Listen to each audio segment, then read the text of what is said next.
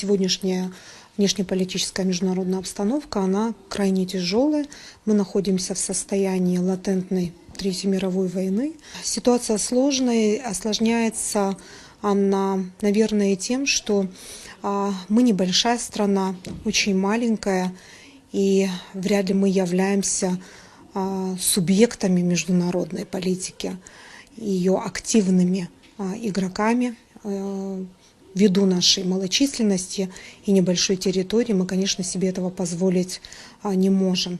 Понимая, что мы небольшая страна, мы все-таки, учитывая свое геополитическое положение, должны, в принципе, осознавать, что наша субъектная роль в нынешней, а именно в этот период, вот сейчас, наша субъектная роль может стать решающей, потому что в этой борьбе крупных мировых держав за сферы влияния все пытаются воспользоваться этим положением, и развязывание войны в этой ситуации – это, конечно же, выгодно мировым державам для того, чтобы, дестабилизировав здесь обстановку, повлиять на своего главного врага. Это противостояние двух крупных держав.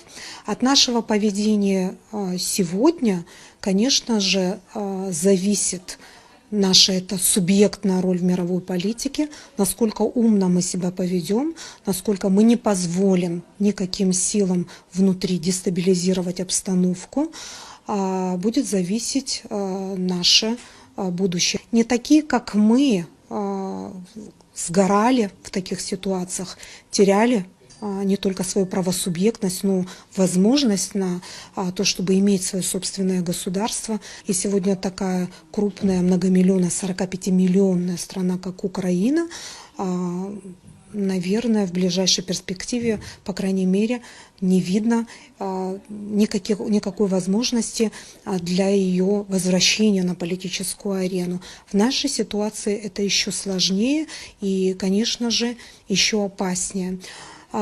Поэтому мы, конечно, должны сохранять эту стабильность. Мы для себя тот блок, в союзе с которым мы действуем, уже выбрали, мы определились. Наше правительство в этом смысле